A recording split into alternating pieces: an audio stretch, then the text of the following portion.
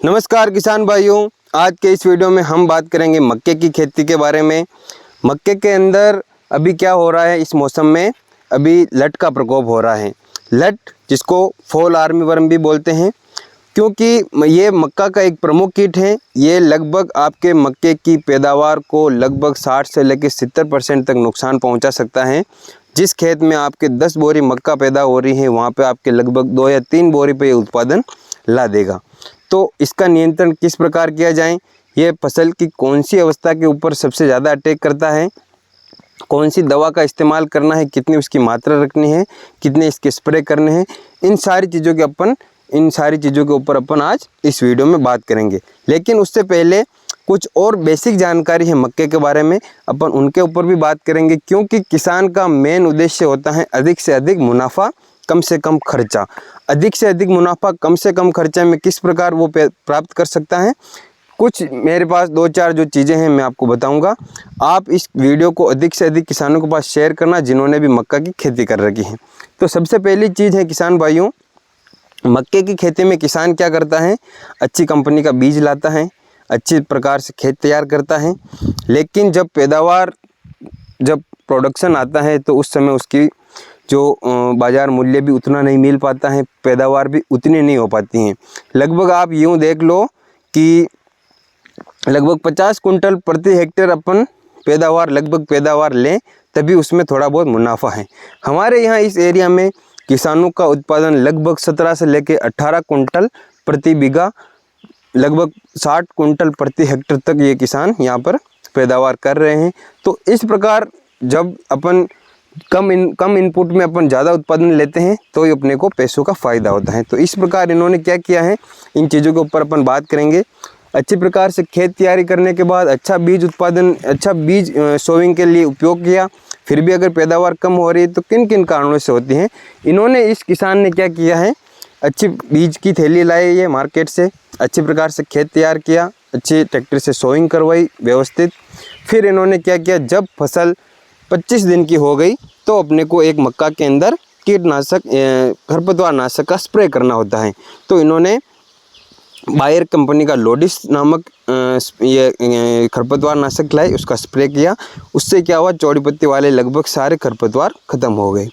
फिर लगभग फसल जब 35 दिन की हुई तब इन्होंने ट्रैक्टर की मदद से इसके अंदर जुताई की, कुल्पा निकाला। उससे क्या हो गया कि ज़मीन खुल जाती है किसान भाइयों। जब एक रो से दूसरे रो के बीच में जगह होती हैं, वहाँ से अगर ट्रैक्टर से अपन निकालते हैं, वो हल निकालते हैं तो एरेशन होता है, अंदर हवा जाती है। तो उससे क्या ऑक्सीजन लेवल बढ़ता है, अंदर जो फ़ायदेमंद जो जीवाणु होते हैं उनको हवा मिलती है। साथ ही धूप पड़ेगी तो धूप भी अंदर जाएगी, बारिश होगी बाद में वापस तो बारिश का पानी भी ज़्यादा उसमें उन दोनों कतारों के बीच रुकेगा। तो ये एक काफ़ी इम्पोर्टेंट चीज़ हो जाती है। अब बात कर लेते हैं अपन खाद की। तो लगभग जब फसल 40-45 दिन की हो जाए तब अपने को ये स्टेज जो है, इस स्टेज के ऊपर अपने को नाइट्रोजन, इस फसल को नाइट्रोजन की ज़रूरत रहती है, क्योंकि इसके अंदर नाइट्रोजन फिक्सेशन का कोई प्रॉपर वो नहीं होता है। तो अपने ऐसी फसलों को अपने को नाइट्रोजन ऊपर से देनी रहती है। तो नाइट्रोजन के लिए इन्होंने यूरिया लगभग 4 किलोग्राम प्रति बीघा, ज़्यादा नहीं, 4 किलोग्राम प्रति बीघा इन्होंने दिया है। 4 से लेकर 6 किलोग्राम प्रति बीघा इन्होंने नाइट्रोजन दिया है, यूरिया दिया है। और यूरिया किस प्रकार दिया है कि जैसे कोई पौधा है उसकी जड़ों में दिया, ऐसे ब्रॉडकास्टिंग नहीं की है। पौधे की जड़ों में थोड़ा सा समय ज़्यादा लगता है, लेकिन अपने को यूरिया इसी विधि से देना है। एक एक कतार में चलते जाओ, यूरिया देते जाओ। तो ये हो गई खाद की बात। अब अपन बात करेंगे फॉल आर्मी वर्म, जो लट लगती हैं। पिछले 4-5 सालों के अंदर इस लट का प्रकोप बढ़ा है। पहले ये लट मक्का के अंदर नहीं देखी जाती थी, लेकिन पिछले 4-5 सालों से हर साल इसका मक्का के अंदर प्रकोप बढ़ गया है। और ये क्या करती हैं, मैं आपको एक पौधा बताता हूँ। ये देखिए, ये एक मक्के का पौधा है, बाहर से एकदम स्वस्थ दिख रहा था, लेकिन जैसे इस लट का अटैक हुआ, इसके पत्तों में ये जगह जगह छेद कर देती है, ये देखिए। और जब अपन इसको चीर के देखते हैं तो अंदर अपने को लट भी मिल जाती हैं बहुत बार। और बहुत बार ये लट इस पौधे के अंदर अंडे देके और दूसरे पौधे में चले जाती हैं। तो इस प्रकार से ये देखो, ये पत्ता बिल्कुल जो नया पत्ता आ रहा है ये बिल्कुल कटा फटा है, सूख रहा है।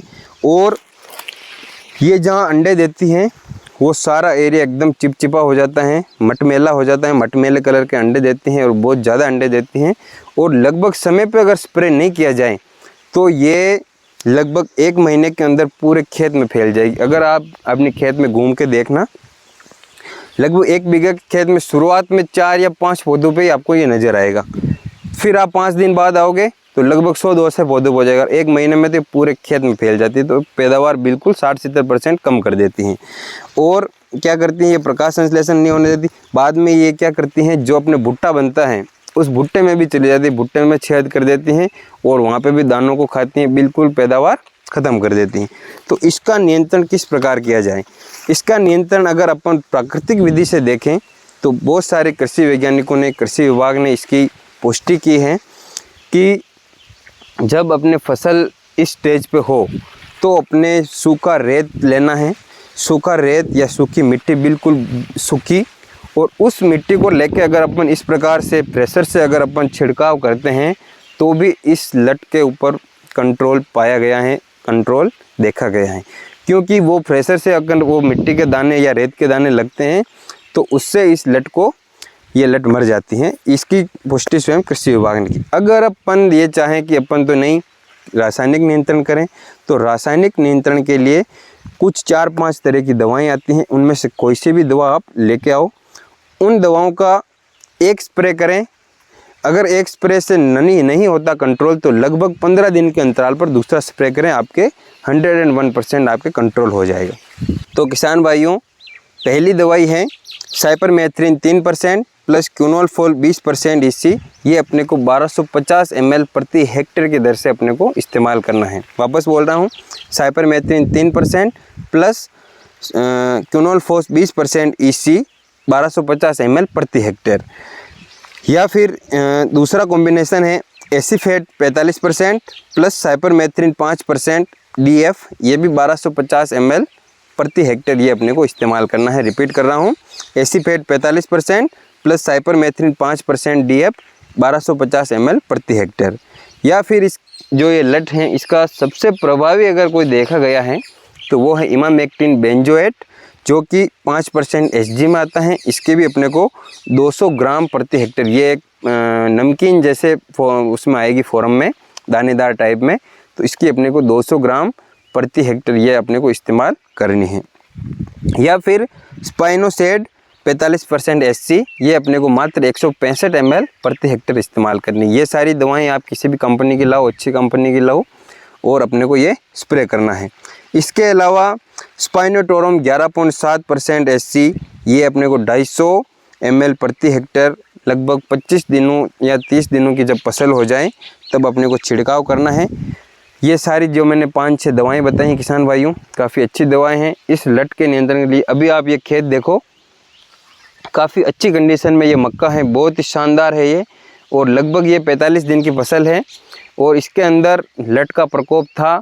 हमने क्या किया, हमने इमामेक्टिन बेंजोएट का स्प्रे किया, लिक्विड वाली का, जो कि योद्धा प्लस के नाम से भी आती है, उसका स्प्रे किया। और आज मैं इस खेत में घूमा हूँ, बहुत कम मेरे को वो पौधा भी बड़ी मुश्किल से मिला, तो इसमें लगभग कंट्रोल हो चुका है। तो आप भी सावधान रहें, सतर्क रहें, समय पर इसका छिड़काव करें, क्योंकि ये कोई मामूली कीड़ा नहीं है, मामूली लट नहीं है। सब फॉल आर्मी वर्म काफ़ी भयंकर ये इसके परिणाम हो सकते हैं। पैदावार को लगभग 60 से 70% घटा सकता है। तो अधिक से अधिक किसानों के साथ इस वीडियो को शेयर करो। जिन्होंने भी आपके गांव में मक्का बो रखी है, इस वीडियो को शेयर करो। धन्यवाद।